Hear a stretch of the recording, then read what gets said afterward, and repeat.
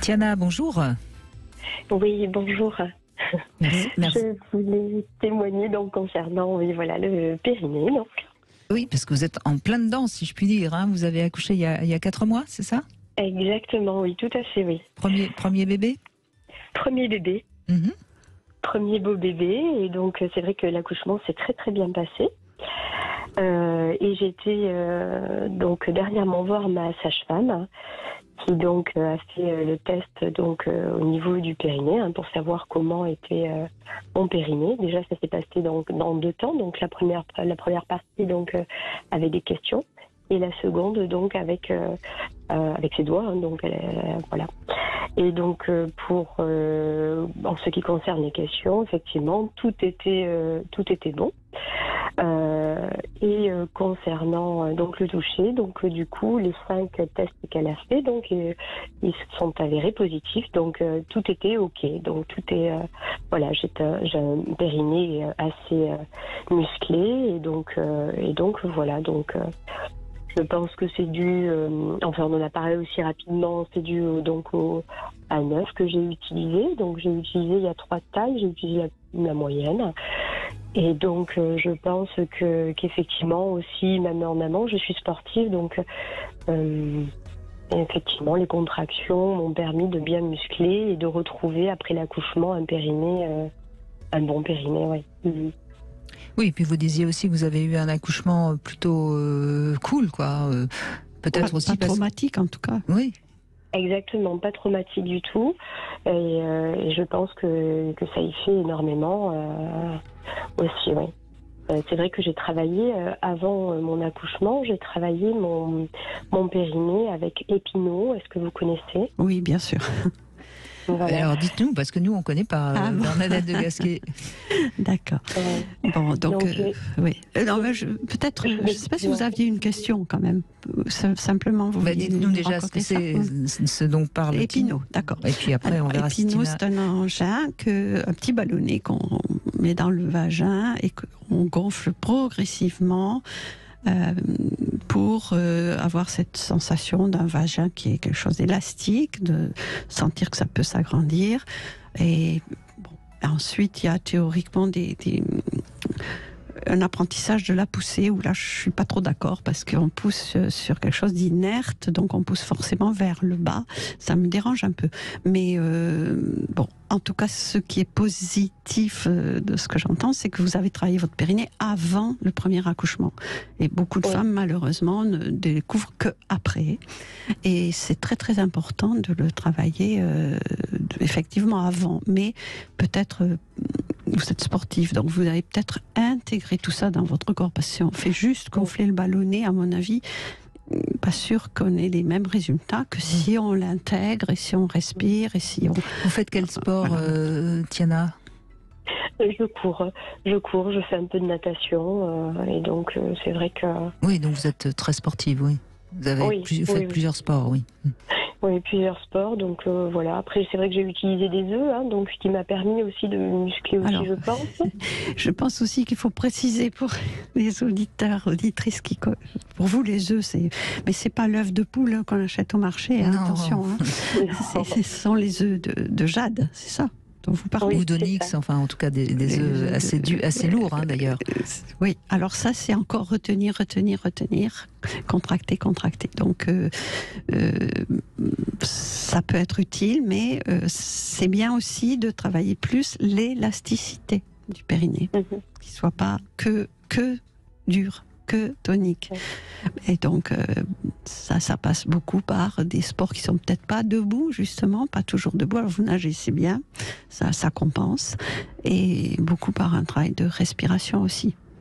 Oui. Parce que, mais c'est vrai que si on est sportif, en principe, on respire aussi. Tout ça, c'est un petit peu lié. Mais soyez pas que dans la retenue, quand même. Non, mais c'est vrai que après c'est par période aussi. Enfin, je l'ai pas utilisé non plus très longtemps. C'est des petites périodes, donc qui me permettent de faire cet exercice. Alors plutôt allongé que debout. Et voilà donc pour cet œuf.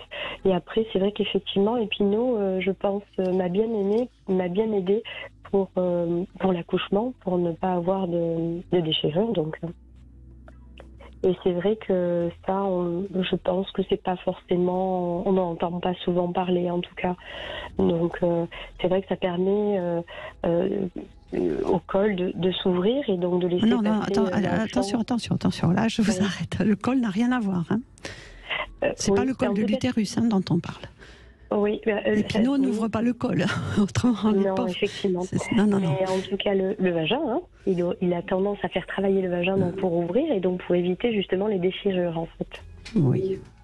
C'est plutôt un étirement qu'une détente pour moi, mais bon, on va pas du tout, c'est pas pour rentrer dans la polémique. Mais c'est important justement, Bernadette de Gasquet, parce qu'on a beaucoup de femmes qui écoutent.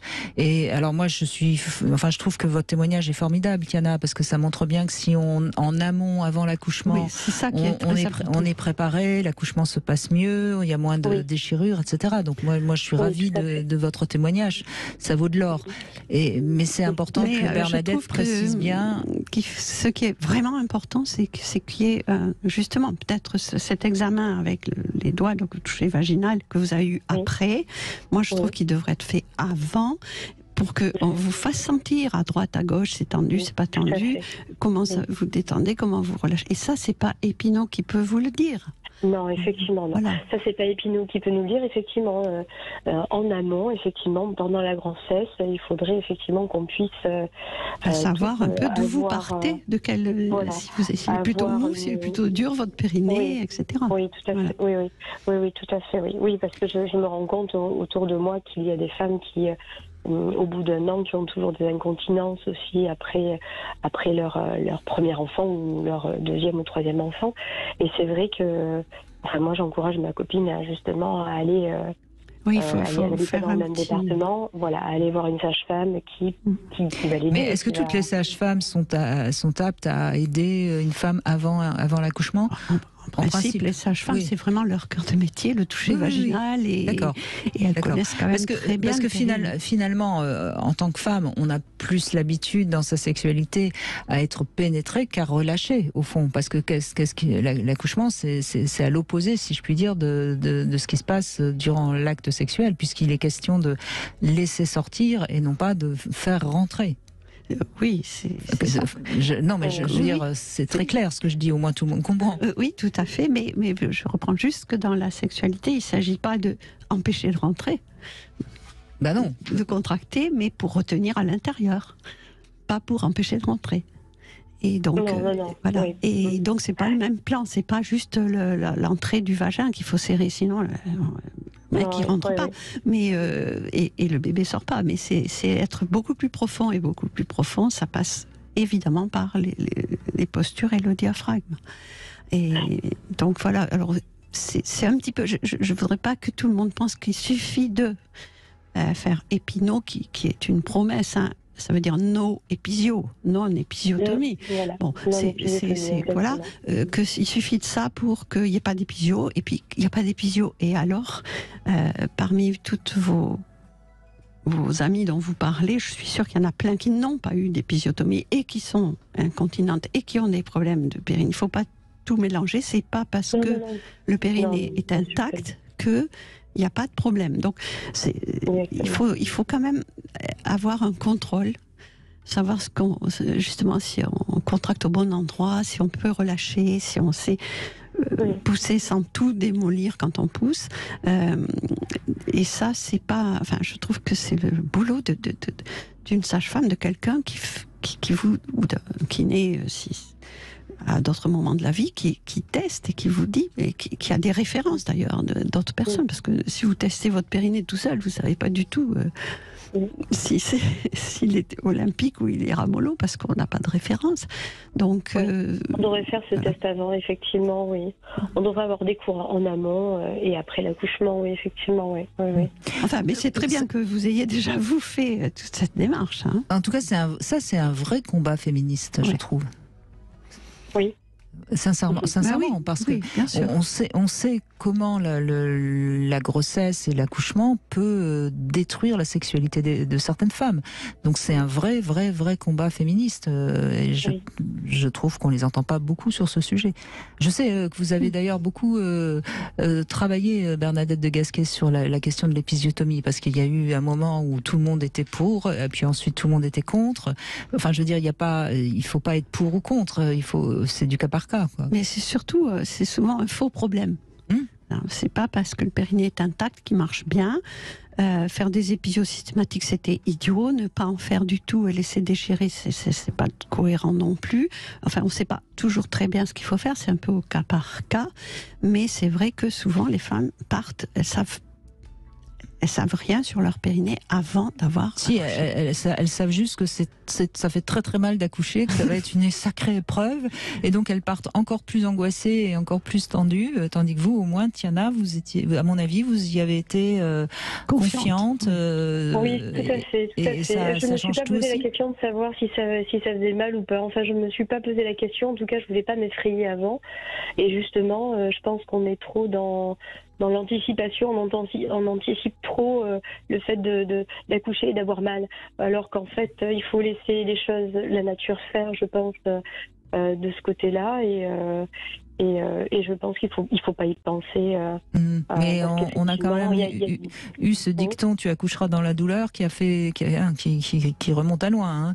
Mais voilà, mais je trouve votre témoignage est formidable, parce que vous avez pris les choses vraiment à cœur, vous vous êtes occupé de votre corps, et le résultat a été formidable. Bravo. Oui, tout à fait. Oui. Et puis même au niveau de la sexualité, justement, ça se passe très bien.